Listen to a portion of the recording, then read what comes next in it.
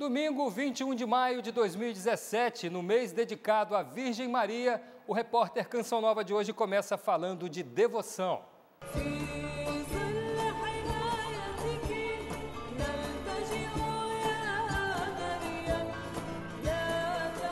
Em Alepo, que ainda sofre com as consequências da guerra civil na Síria, um grande sinal de esperança. A cidade foi consagrada a Nossa Senhora de Fátima, justamente em 13 de maio, enquanto em Portugal, Papa Francisco presidiu o centenário das aparições marianas. O ato de consagração aconteceu durante uma missa presidida pelo pároco de Alepo, o padre Ibrahim Al-Sabah. A imagem de Nossa Senhora testemunhou, trouxe consolo para ele e para toda a cidade. Nas festividades que seguiram com uma grande procissão com a imagem de Nossa Senhora pela cidade, presente inclusive o arcebispo maronita de Alepo.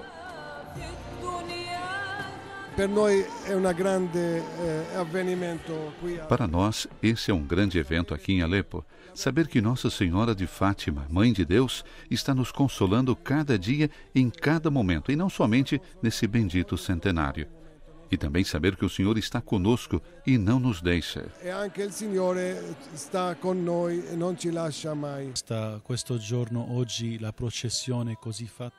Esse dia, a procissão com quase 3.000 pessoas pelas estradas acompanhando a estátua de Nossa Senhora foi somente um dos sinais diante das muitas graças que foram semeadas em nosso coração.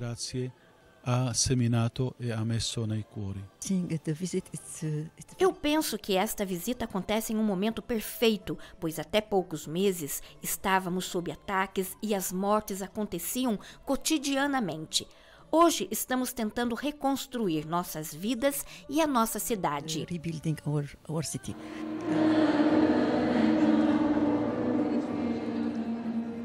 E depois de entender o tamanho desse amor de Nossa Senhora por nós, a gente segue em frente com o repórter Canção Nova. No programa de hoje, também vamos falar de indulgência plenária no ano jubilar mariano no Brasil. Na Terra Santa, nossos correspondentes relatam as virtudes de Maria. Também vamos falar da catequese do Papa dessa semana. E na Semana do Museu, que termina hoje, um bloco repleto de artes e cultura para você. Algumas dicas importantes para manter a saúde em dia. Se ajeite e fique ligado, porque o repórter Canção Nova já começou. Sabia que desde outubro do ano passado estamos vivendo o ano mariano? Com isso, nós cristãos podemos receber indulgências, ou seja, uma oportunidade de alcançar a misericórdia de Deus. Quem já recebeu o carinho de mãe sempre tem uma história para contar. No dia do nascimento do meu filho, eu estava desesperada. Recebi a notícia que ele não estava muito bem. Eu falei, Nossa Senhora, se eu não fosse capacitado para tomar conta do filho que Deus me deu, que eu tinha um filho especial, que ela fizesse a vontade dela na vida dele. E esse meu filho está vivo, graças a Deus. Há quase 300 anos, o Brasil passou a sentir esse amor por Nossa Senhora Aparecida. Por ela, 2017 começou especial. No ano mariano, é permitido aos católicos receberem indulgências, a plenitude da misericórdia divina. Uma pessoa que se confessa está livre do inferno, mas não está livre do purgatório. Então a indulgência seria uma forma da gente não passar também pelo purgatório. Por isso que é, na verdade, a absolvição das penas temporais. A indulgência é concedida a quem buscar confissão, eucaristia, rezar pelas intenções do Papa e, em forma de peregrinação, visitar a Basílica em Aparecida ou qualquer paróquia dedicada à padroeira, gesto que simboliza solidariedade pastoral. A cada um, a Igreja permite uma indulgência por dia, que pode ser oferecida por si mesmo ou por uma pessoa já falecida. Além das condições já conhecidas, existem também outros caminhos para obter a graça. Visitas aos santuários, visitas aos doentes, aos encarcerários. Obras, na verdade, de caridade. As indulgências podem ser alcançadas até o dia 11 de outubro, um dia antes da comemoração dos 300 anos da aparição, data que também marca o fim do ano jubilar. Mas o que parece não ter fim é a fé na Virgem de Aparecida. Sempre. E quanto mais a gente precisa, mais a gente tem que buscar.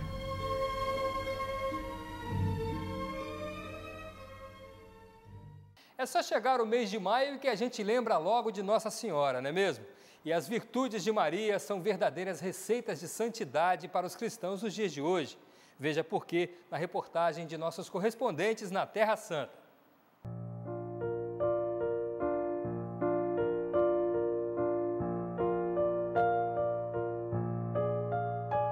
Nem a graça do Redentor Divino, nem a intercessão poderosa de sua Mãe e Nossa Mãe Espiritual, nem a sua excelsa santidade poderiam conduzir-nos ao ponto da salvação, se tudo isso não correspondesse à nossa perseverante vontade de honrar Jesus Cristo e a Virgem Santa, com a devota imitação das suas sublimes virtudes.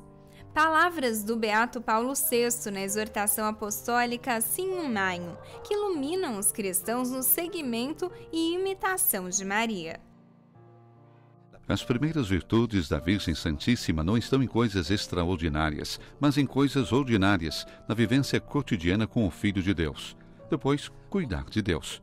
A segunda virtude é justamente a responsabilidade, o estar junto. Virtudes presentes nos lugares santos ligados à Virgem Maria, a começar pela própria cidade de Nazaré. Aqui a Virgem Santíssima viveu o cotidiano. A Anunciação foi no cotidiano. Ela vive com Jesus no cotidiano. E outro lugar aqui em Nazaré que nos faz quase que tocar nas virtudes de Nossa Senhora é a Igreja de São José, construída sobre a casa da Sagrada Família. Aqui podemos imaginar Maria cuidando de Jesus, de São José, preparando a comida, costurando. Humildade, pureza e serviço também se destacavam na vida daquela que foi escolhida por Deus, mas não somente. Ma certamente le virtù più grandi di Maria le troviamo. As maiores virtudes de Maria as encontramos na Basílica do Santo Sepulcro, aos pés da cruz. A fortaleza de Maria, a fé que a fazia acreditar na escuridão. Nas trevas mais densas, ela continuava a acreditar na luz que vinha da palavra de Deus, na consolação interior que sentia vir do Pai. Luce che veniva dalla parola di Dio, alla consolazione interiore che sentiva venirle dal Padre.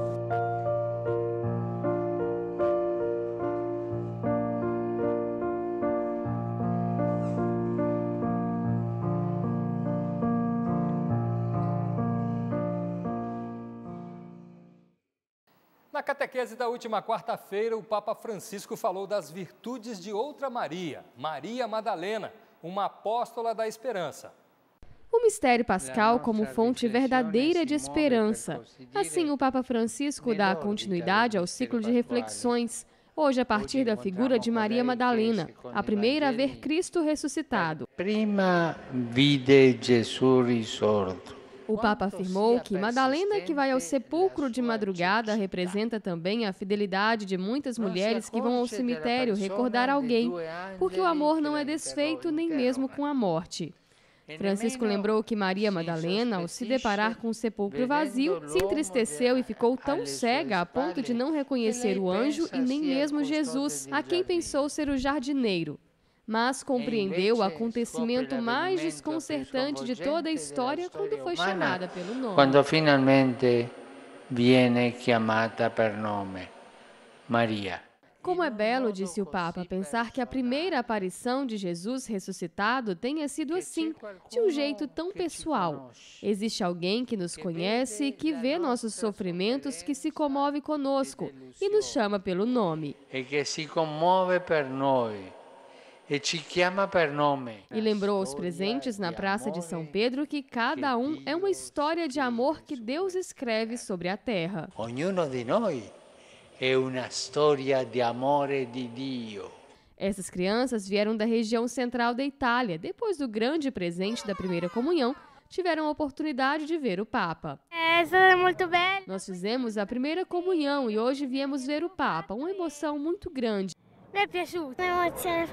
É uma experiência fantástica. Nós vimos o Papa de perto. Ele não pôde parar, mas conseguimos dar tchau para ele. Foi emocionante, primeiro porque recebemos Jesus na Eucaristia e também porque conseguimos ver o Papa Francisco.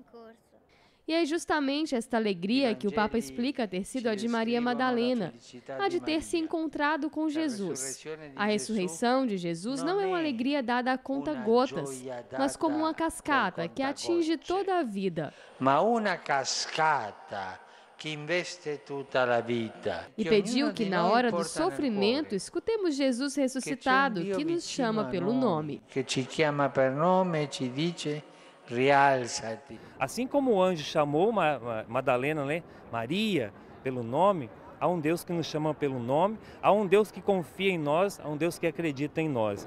O Papa Francisco lembrou que hoje a Igreja celebra a memória de São Pascoal, padroeiro das associações e dos congressos eucarísticos, e pediu que esse amor a Jesus sacramentado indique aos jovens o caminho da fé, aos doentes seja o sustento e aos novos casais seja a força para o crescimento da nova família. Agora a gente fala de um gesto simples e capaz de mudar a vida de quem pratica e de quem recebe a boa ação. O serviço voluntário, que deixa marcas inesquecíveis nas pessoas e é feito do esforço de quem tem a disposição de trabalhar pelos outros. Bom dia. Bom dia. Uma vez por semana, o contador vira professor. Essa é a rotina dos últimos 3 anos, mas o trabalho voluntário faz parte da vida de Roberto há 22 anos. Sempre a gente trabalhou como voluntário na comunidade onde eu resido, né? E aqui na Canção Nova estavam precisando aqui no Progem, né? Ele viu que tinha tempo, vontade e conhecimento para oferecer aos outros. A gente possa também estar compartilhando os conhecimentos da gente, né? Nessa experiência de alguns anos aí na profissão, passar para eles, né? Que são jovens, que estão começando a vida. O que você faz bem pode fazer bem a alguém. 18% dos brasileiros se colocam à disposição dos outros. Segundo um estudo recente apoiado pela ONU, no Brasil, a maior parte dos voluntários está na região sudeste e as mulheres são as que mais se dedicam a esse trabalho. Nessa estatística está a Rebeca. Aos 18 anos já coordena um trabalho social e voluntário. Meu pai foi muito do social sempre. Aí, há uns 2 anos atrás, eu fui assistir o filme de Irmã Dulce e convidei meu pai para ir comigo. E aí, depois do filme, eu falei: pai, a gente precisa fazer alguma coisa pela sociedade. Foi aí que ela conheceu uma obra de evangelização e deu início ao projeto que queria. O que começou com uma ação no Natal de 2016 passou a ser uma atividade mensal e agora acontece todo dia. Temos grupo de oração, oficina da beleza, futebol, aula de dança, reforço escolar, enfim, entre várias atividades. Outros voluntários foram chegando e o projeto foi se firmando na boa vontade de cada um. Eu sempre tive vontade de me encaixar em alguma coisa e ficar, né, em doar algum tempo do meu dia a dia para um trabalho voluntário, né? E recebi o convite. No trabalho voluntário, a maior motivação é ajudar os outros, mas essa é uma ação que faz um bem enorme também para quem se doa. A gente se sente bem realizado, né? Porque a gente viu que o fruto que foi plantado deu resultado. Às vezes a gente não pode fazer coisas grandes, né? Mas o pouco que a gente faz já faz muita diferença. Se olhar assim, aquele sorriso de cada criança, o olhar, está sendo muito bom, sabe? Preenche mesmo, né? É uma coisa que você dá sem esperar receber nada em troca. No próximo bloco, vamos mostrar por que os desempregados não estão revelando todas as qualificações em seus currículos e quais são os mitos e verdades sobre o sono. O repórter Canção Nova volta em instantes.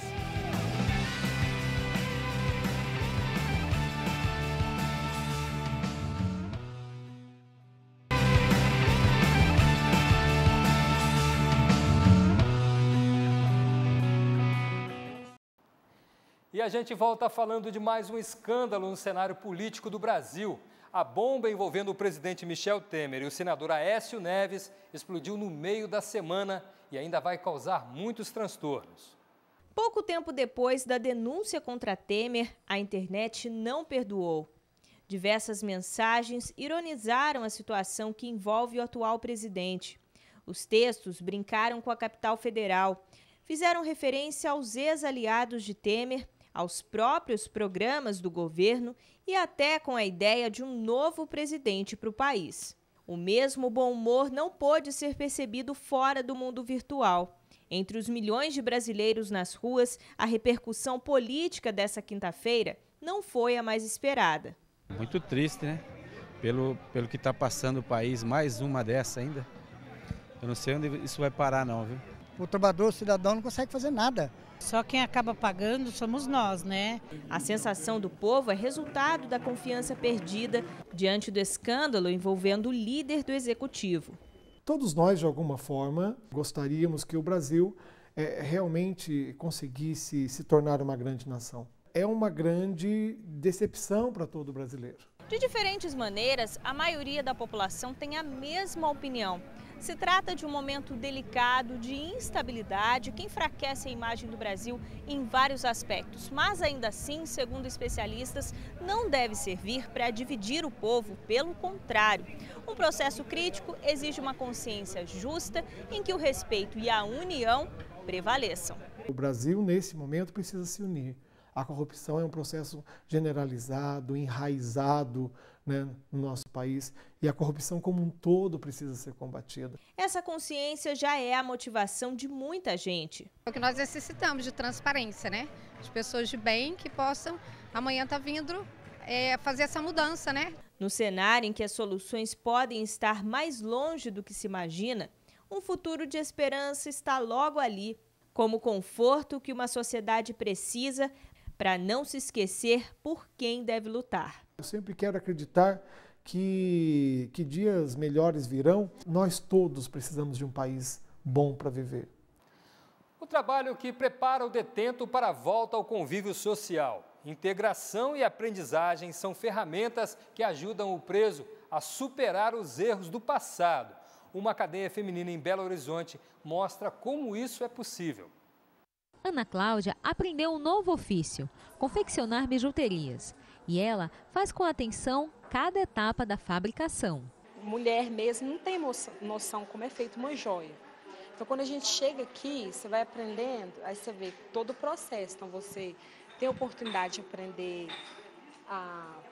os primeiros passos, né? Que é injetar, fazer uma peça, depois que é a cravação, depois leva para poder dar um banho, monta uma árvore. Então, assim, a gente passa por vários setores, né? Adquire bastante experiência. Ana está entre os 17 mil detentos que trabalham nas atividades remuneradas oferecidas pelo Sistema Prisional de Minas Gerais. O Estado de Minas Gerais está à frente de qualquer outro estado no que tange a empregar, né, os sentenciados. São diversas oficinas. Nelas, as presas fazem biscoito, artesanato e costura, além de trabalhar com lavanderia, montagem de embalagens, entre outros. Cada pacote de biscoito representa o trabalho, a ressocialização e a oportunidade de uma vida nova. E a parceria é benéfica não só para o governo, como para as detentas e também para quem aprecia o resultado final. Para trabalhar, o custodiado precisa ser aprovado pela comissão técnica, onde seu perfil será avaliado. Pelo serviço exercido, as presas têm remuneração, entre outros benefícios. A cada 3 dias trabalhados, elas ganham um dia, né, de desconto na pena delas.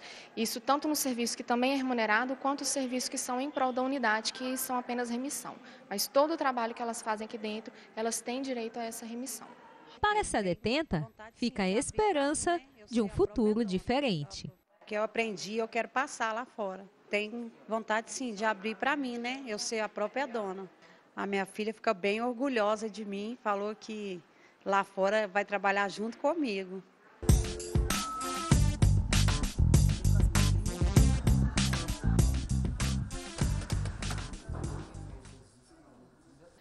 Brasileiros que hoje engrossam a fila de desempregados no país estão adotando uma nova forma de preparar seus currículos. Esconder qualificações para aumentar as chances de conseguir uma vaga de trabalho. Será que isso vale mesmo a pena? Organizar o currículo sempre foi importante para a conquista de um emprego. Com a crise econômica, o hábito não mudou. Só que agora o profissional passou a selecionar as informações que coloca. Evita itens como cursos e formações extras, na esperança de abraçar as vagas, que são cada vez mais raras. O rebaixamento de currículo é consequência do desemprego. São mais de 14 milhões de trabalhadores fora do mercado no país. Mônica é analista de RH e diz que já viu muita gente esconder especializações. Tem pessoas que se deram bem, tem pessoas que já estão buscando, já estão conseguindo, tem pessoas que já estão crescendo, tem outras pessoas que ainda estão no caminho. Desenvolver outras áreas de conhecimento, desenvolver outras experiências pode ser importante para ele. As empresas reconhecem esse esforço por parte dos profissionais e até facilitam as contratações. Mas essa estratégia também tem um lado não tão bom. Se ele não estiver preparado no sentido de desenvolver essa possibilidade profissional, ele pode encontrar algum entrave. E para a empresa, se a empresa não souber também administrar esse profissional, ela pode ter um tipo de desvantagem. De qualquer modo, a especialista na área diz que, independente do momento financeiro, a população deve manter o otimismo. Cada um tem que fazer a sua parte, né? Cada um tem que estar buscando aí o que pode melhorar. O importante é não desanimar, porque novas oportunidades vão surgir, com certeza. Já estão em prática as novas regras da Agência Nacional de Saúde Suplementar para cancelamento de contratos dos planos de saúde a pedido do beneficiário. As medidas publicadas em novembro de 2016 só entraram em vigor agora e já podem ser colocadas em prática pelos mais de 47 milhões de brasileiros que têm plano de saúde.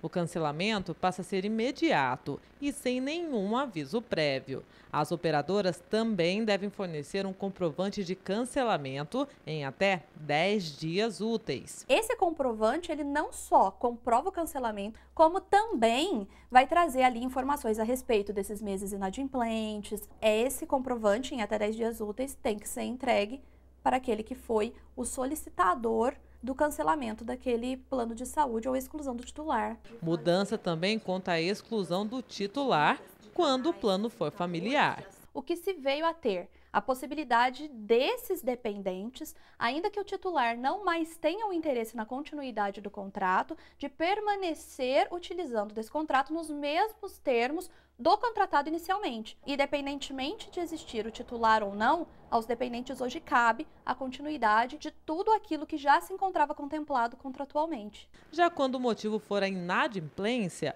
o beneficiário que antes era impedido de deixar a operadora, agora pode cancelar.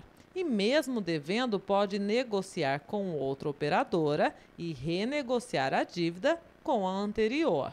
O que se viu, o que foi vislumbrado pela Agência Nacional de Saúde Suplementar é justamente a possibilidade de, mesmo a pessoa inadimplente em alguma das parcelas ou em várias parcelas, ela tem a possibilidade de se pedir o cancelamento, o qual deverá ser feito automaticamente por essa operadora do plano de saúde.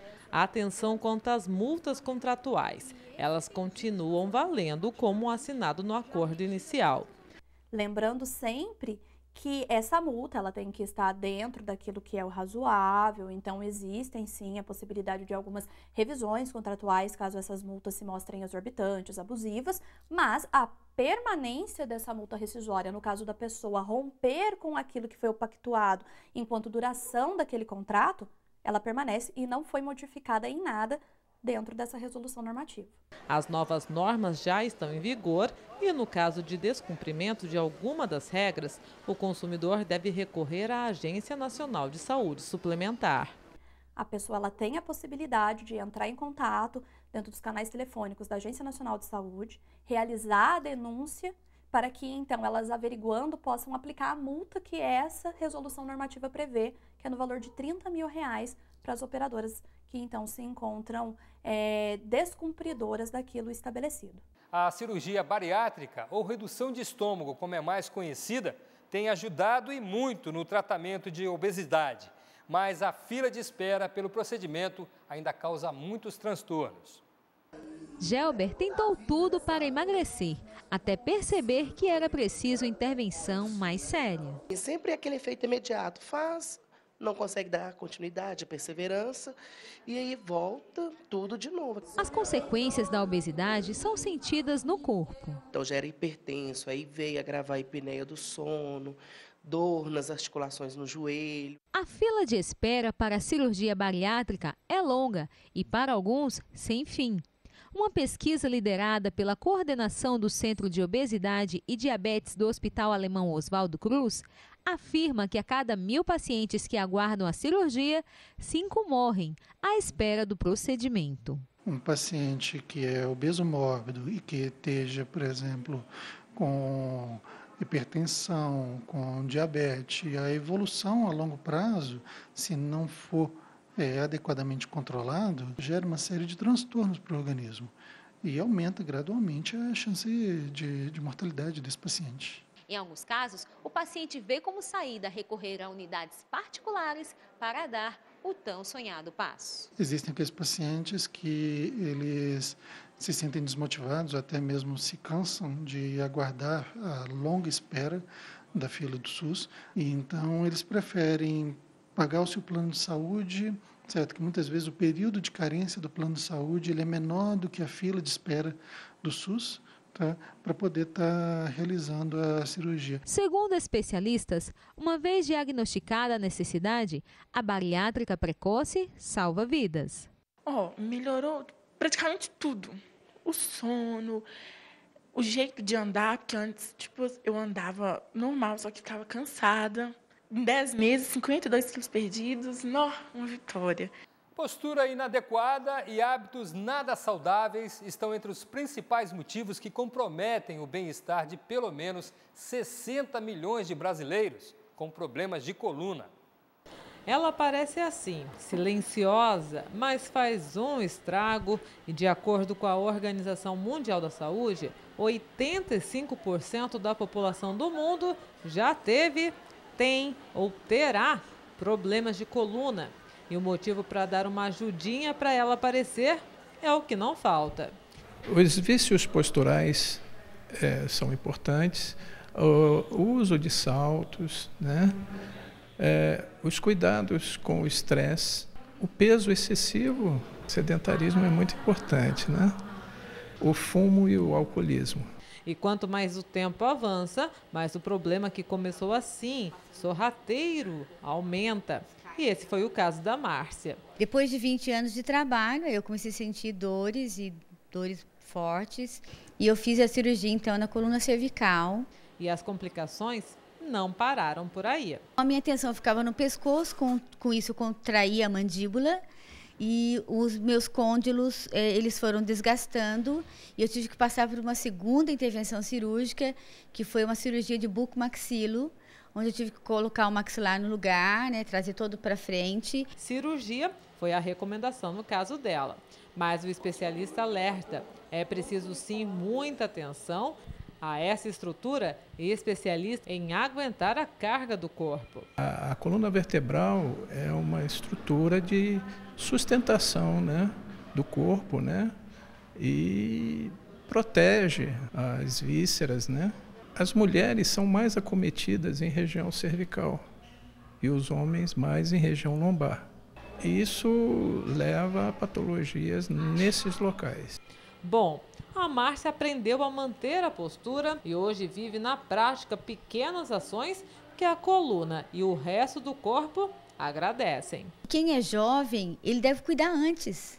Ele não precisa esperar chegar a estar com a minha idade, passar por todo esse processo cirúrgico para se cuidar.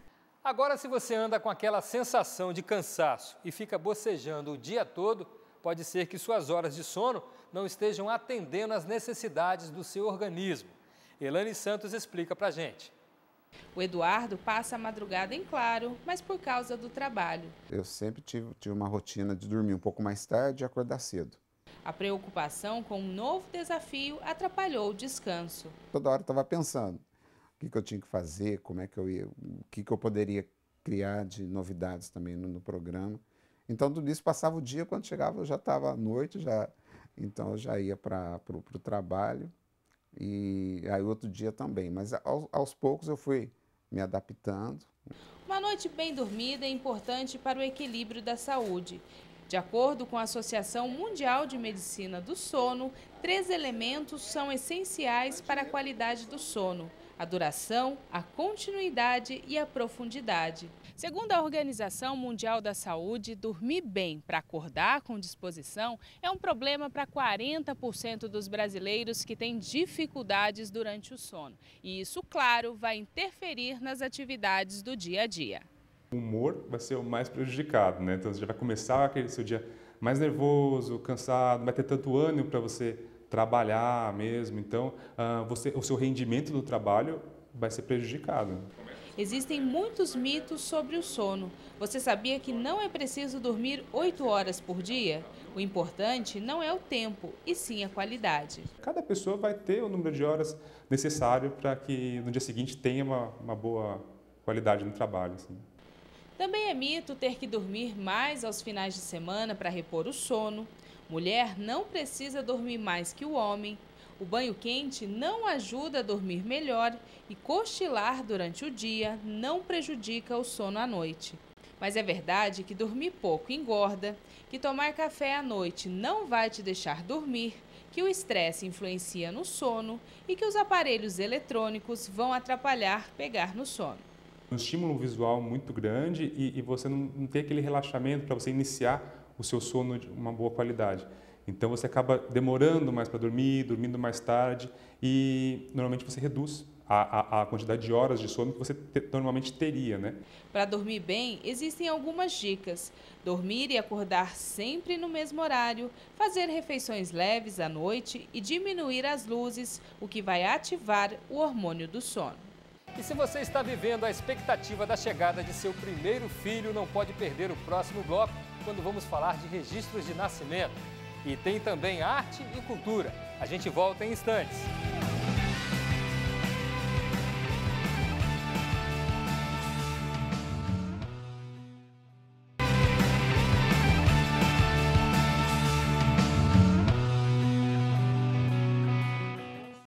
O nascimento de um filho é um marco na vida de qualquer pessoa e uma das primeiras iniciativas é correr para o cartório e registrar a criança. Sabia que agora, na hora de fazer o registro, os pais podem escolher entre o local em que a criança nasceu e o local onde ela vai morar? Quer entender melhor? Veja na reportagem de Flávia Pereira e Messias Junqueira. Sheila é natural de Cunha, interior de São Paulo. O Peter é de Cuiabá, no Mato Grosso. E o fruto desse amor é o pequeno Theo, que nasceu em Lorena, mas foi registrado como natural de Cachoeira Paulista, onde eles moram. A novidade aí é que até pouco tempo atrás isso não era possível. A naturalidade antes ela era atrelada ao local de nascimento, conforme a lei de registros públicos, não? Então, a partir de agora, promoveu-se uma mudança nesse conceito que não fica mais atrelado ao local do nascimento, mas também passa a ser uma opção dos pais, ou pelo local do nascimento ou pelo município de residência da mãe. Porque senão você mora num lugar, as pessoas, você é de Cachoeira, não, mas sou natural de Lorena. Sempre na hora de uma documentação tem esse conflito, né? O registro é o primeiro ato civil da pessoa. Sem ele, o indivíduo não é reconhecido pelo Estado e assim não pode exercer seus direitos civis, políticos, econômicos e sociais. No país, muitas cidades ainda não têm maternidade, então tanto o nascimento quanto os registros são realizados em cidades próximas, com mais estrutura. Agora, além do direito de poder registrar a criança na cidade onde ela vai residir, os pais também podem ajudar o município de origem. Os dados estatísticos que o cartório informa diariamente aos órgãos do governo, né? Eles passam a ser contados, então, para o município da opção do declarante pela naturalidade, né? E não mais pelo município do local de nascimento. Então, para os municípios pequenos que não tinham maternidade, é um avanço tremendo em relação a isso, né? Isso muda, então, as políticas públicas em relação aos repasses aos municípios. E mais que uma forma de exercer a cidadania no futuro, a escolha dos pais por algo tão simples ajuda na formação da identidade dos pequenos. Porque nós moramos aqui, nós residimos aqui, então vai ser onde ele vai ter o convívio dele social, né? Eu acho que fica melhor até para ele mesmo, quando for crescendo, se identificar como uma pessoa cachoeirense. Agora vamos falar de arte. Na capital mineira, a mostra Entre Nós reúne grandes nomes da arte do Brasil e do mundo. Grande parte da exposição vem do Museu de Arte de São Paulo. A exposição chama atenção por trazer um diferencial. São mais de 100 obras de aproximadamente 80 artistas consagrados e reconhecidos mundialmente. A gente tem histórias aqui contadas desde o século XIV até o século XXI. Então é um conteúdo muito importante historicamente. Picasso, Van Gogh, Portinari, sim, é uma mescla de artistas brasileiros e artistas internacionais que realmente são importantes para a história da arte. O passeio começa na África, onde o visitante se depara com um conjunto de esculturas. Em outras salas, trabalhos de artistas brasileiros e latinos. Sempre tive curiosidade e interesse em ir até o MASP e tudo mais, e é como se ele estivesse aqui. Com o nome Entre Nós, a mostra tem espaços para arte sacra, italiana e grandes nomes da arte mundial, algumas do século XVI. De 1200 até 1500, 1700, o detalhe dos quadros são fantásticos, assim. Então eu gosto de fotografar detalhes que eu transformo em quadros, mas eu pego só um detalhe do quadro. Nesta exposição, a figura humana representada através do tempo pode ser apreciada por meio de vários olhares, como o dos artistas internacionais Pablo Picasso e Mondin. Eu diria que não só para essa exposição, mas especialmente para Belo Horizonte, conseguir trazer esse acervo, né, com vários artistas, com renome, e fazer um recorte do acervo do MASP, que não é tão acessível para a gente aqui em Belo Horizonte, é extremamente importante para a vida cultural da cidade. Para quem visita a mostra, a experiência não termina na última sala. Obra de arte é assim, você vê uma vez, você não fica satisfeito, você volta, né? Às vezes meus alunos me perguntam: o que é uma obra de arte? Porque é aquela que você vê e não consegue, você quer ir ver de novo e ver de novo.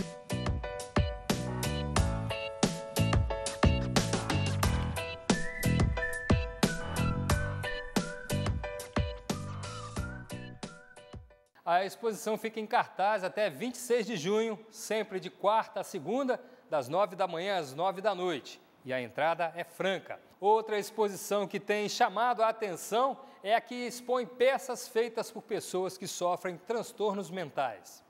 Um convite a olhar a loucura com outros olhos, a partir de uma nova perspectiva, sem preconceitos. A exposição é um pedido. Empresta-me teus olhos? Emprestar o olho do outro, assim, porque até então eu tenho o meu olhar, né? É o que eu estou fazendo. Então agora empresta o seu, para poder mostrar o que eu tenho.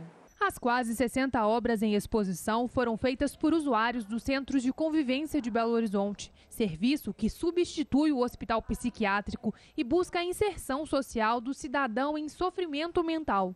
É preciso e é possível tratar em liberdade. São momentos em que a gente ajuda a desconstruir preconceitos e estigmas em relação à pessoa com sofrimento mental, né? Onde ela dá mostras de que ela é uma artista, né? De que ela é produtiva, de que ela é capaz. Aqui, o visitante pode ver que a exclusão ficou no passado. A inclusão e o convívio social trouxeram novas cores e formas à vida de pessoas como Dona Maria de Lourdes, que chegou a ficar 7 meses internada no hospital psiquiátrico e hoje faz da pintura sua forma de expressão. Nesse quadro aqui é o rosto do Sagrado Coração. A vida tem rosas e espinhos. Tem as rosas aqui e os espinhos aqui. As obras em exposição também mostram que quando as pessoas em sofrimento mental são realmente livres, elas têm muito a dizer e uma história para contar. 2 obras de Silvana participam da mostra, mas por um motivo especial, ela preferiu falar só sobre essa. É um coletivo de todos os usuários César Campos, onde eu frequento, né? Então, assim, é interessante mostrar que o trabalho de todos. E a arte, isso é um gostoso, você compartilhar, você conviver somente com todos que você é capaz de fazer e gosta de fazer. Amaral, como Carlos gosta de ser chamado, revelou seu olhar sobre o homem através da xilogravura. Minha obra é um sucesso, né? Um homem masculino, a figura do homem. O jeito que ele é, o rosto, a roupa que ele veste, característica dele, o olhar dele. Quem visita as obras se encanta. Para mim, as pessoas que são consideradas loucas são as mais lúcidas possíveis. E eu acho que a arte é uma forma mais fácil delas transmitirem isso pra gente. Acho que é uma forma mais fácil da gente entender. E quem tem suas obras em exposição traz no rosto um sorriso por saber que os olhares já não são como antes. Todo mundo acha que a gente é pobre, que a gente não tem como fazer nada, que a arte é de coisa de artista famoso. Então eu estou sentindo uma famosa. Sim, Rosinha, a arte de vocês é única.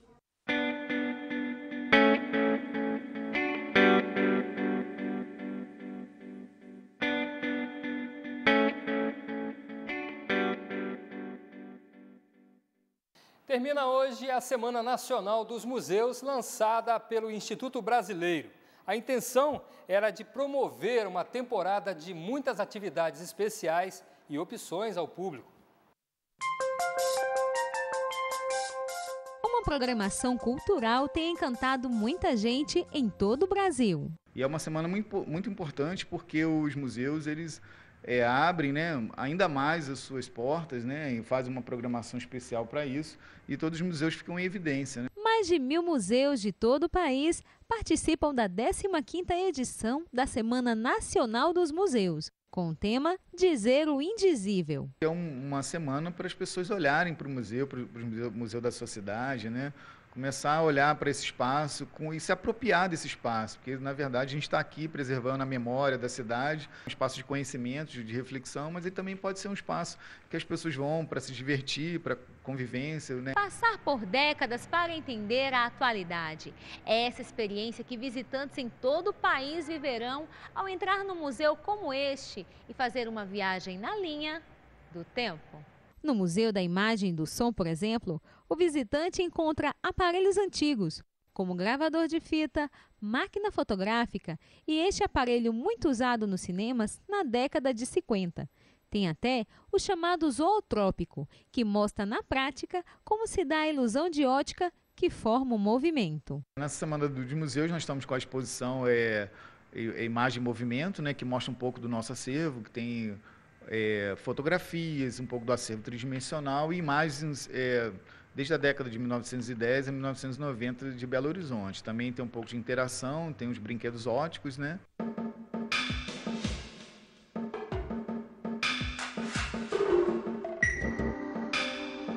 Em Belo Horizonte, existem 22 museus. Um deles é o Museu da Moda, que conta a história dos primeiros tecidos mineiros. Todo mundo tinha que conhecer um museu pelo menos uma vez na vida. Esse museu aqui eu já vim nele outras vezes, só para a sensação de estar aqui, eu já acho fantástica.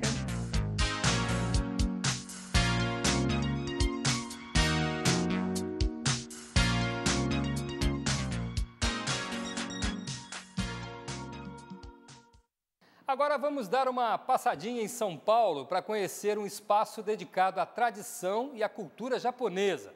O novo Centro Cultural é uma iniciativa do governo japonês para fortalecer os laços entre Brasil e Japão. Sidney Fernandes e André Martins foram lá conferir.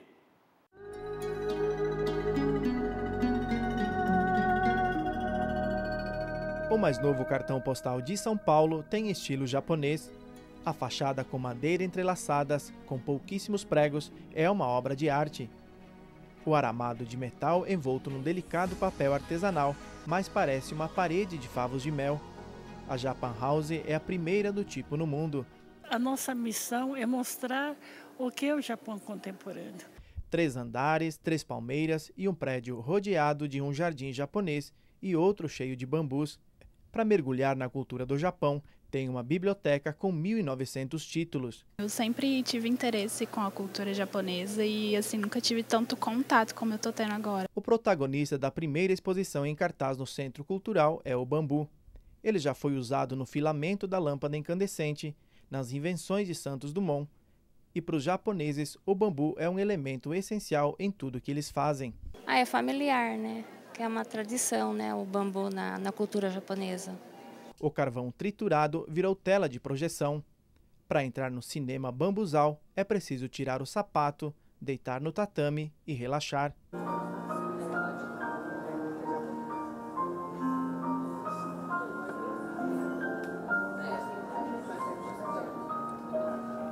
coisa espetacular, nunca vista, é de uma sensibilidade incrível. A exposição reúne 50 peças, uma delas é esta daqui. Nesta obra, o artista utilizou 5.000 tiras de bambu entrelaçadas. E o que é mais incrível é que ela vai do chão ao teto sem nenhum tipo de cola ou algo que dê suporte.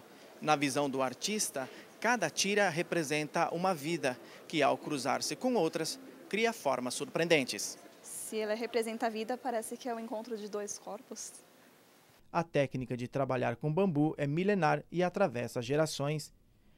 É a cultura milenar, né? Para quem não pode atravessar o mundo para ir ao Japão, é só visitar esse lugar.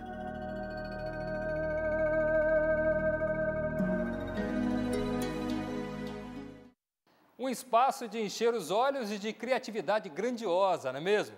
E assim, nós encerramos a edição de hoje do Repórter Canção Nova. Todas as reportagens exibidas aqui você pode rever no noticias.cançãonova.com. Uma semana abençoada a todos e até domingo que vem, se Deus quiser. Tchau!